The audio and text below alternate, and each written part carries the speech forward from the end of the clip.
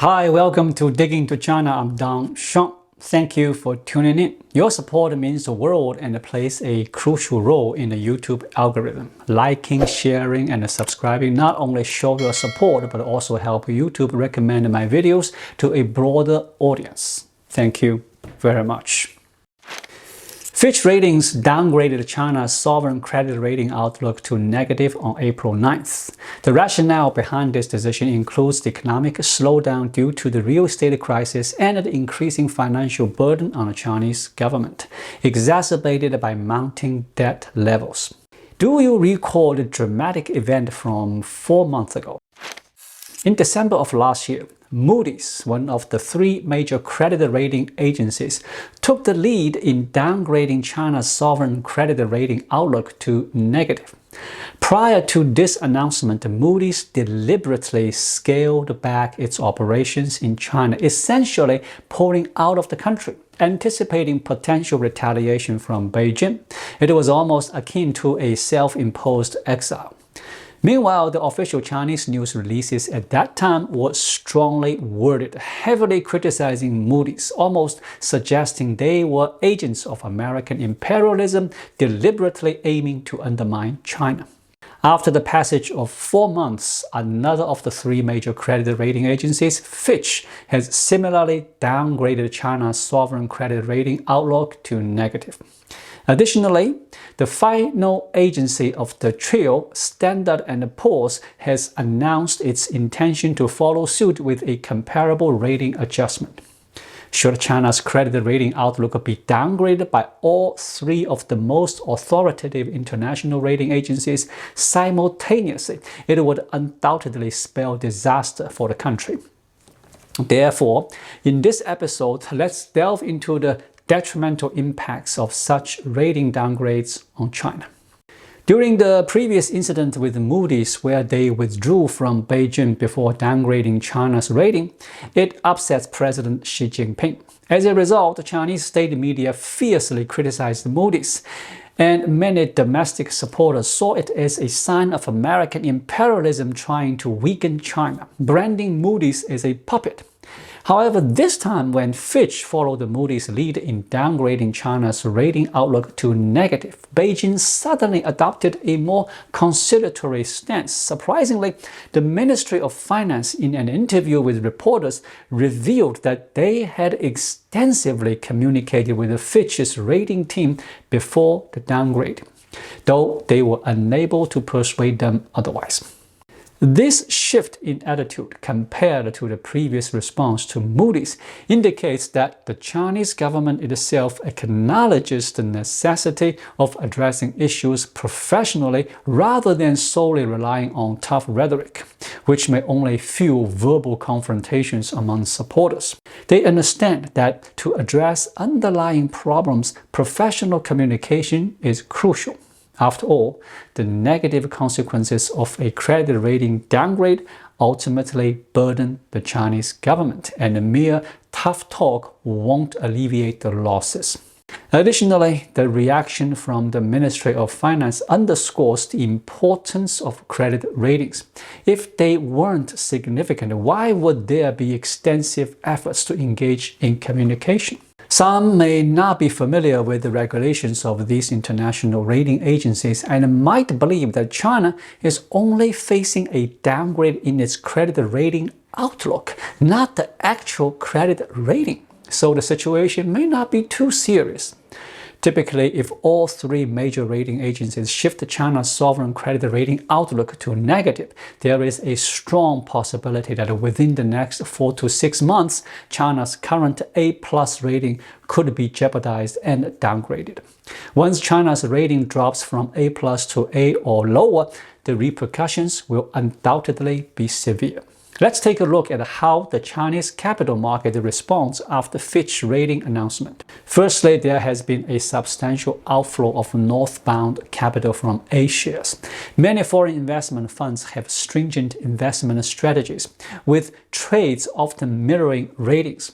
Once China's market rating is downgraded, the funds must be withdrawn. Similarly, the bond market also witnessed a significant drop on April 10th, influenced by the rating impact.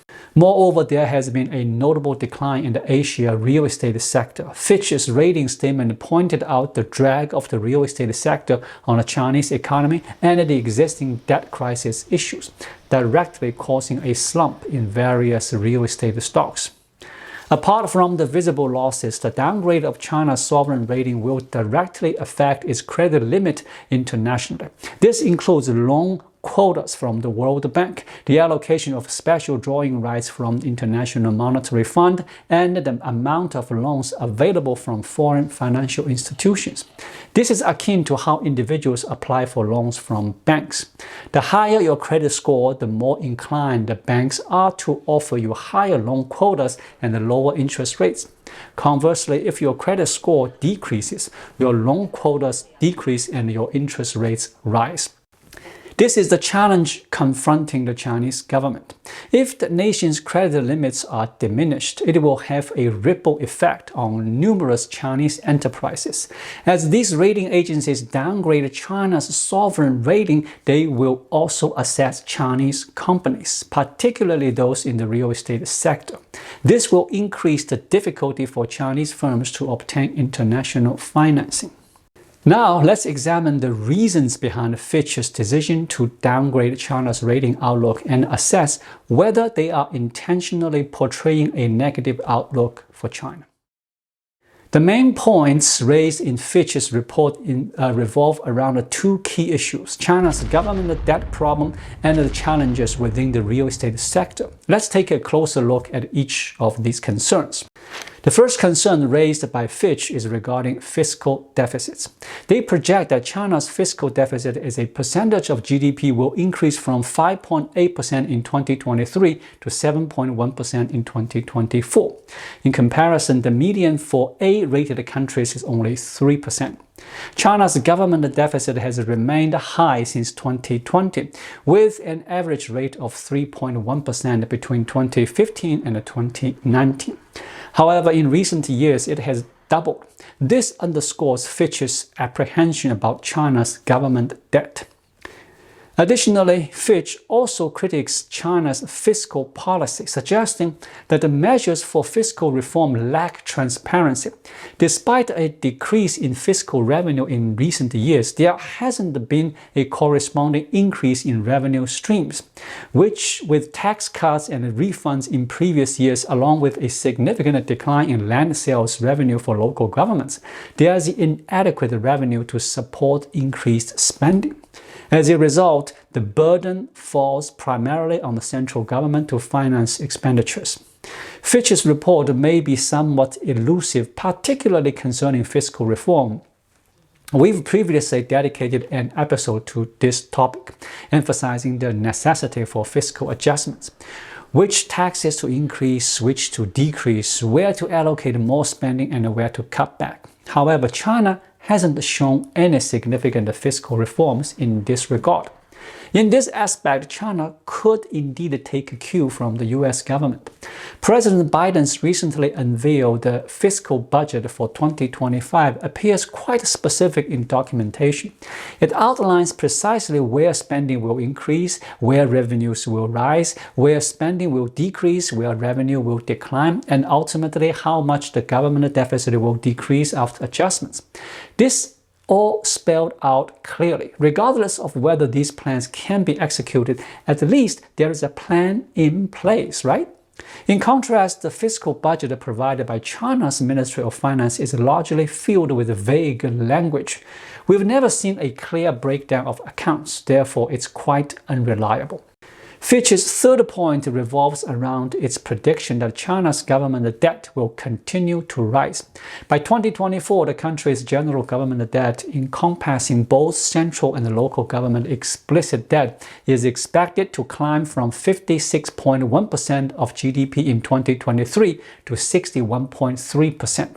This contrasts with the median of 54% for A-rated countries. Fitch emphasizes that in 2019, China's government debt as a percentage of GDP stood at a modest 38.5%.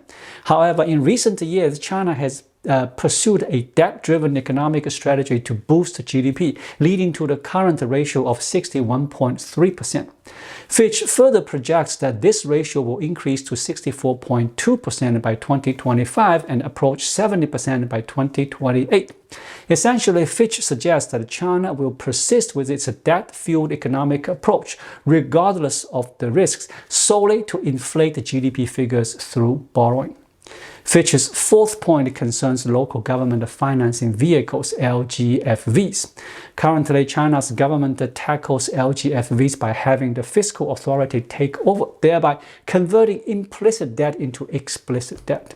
Then, leveraging government influences, banks are coerced into executing debt restructuring, extensions, and interest rate reductions for LGFVs, essentially using debt to pay off debt and lower interest rates. However, this strategy poses two risks. Firstly, it increases debt pressure on local governments, and secondly, it burdens local banks with LGFV debt. Since smaller banks lack scale, they may struggle to manage the LGFV debt restructuring pressure.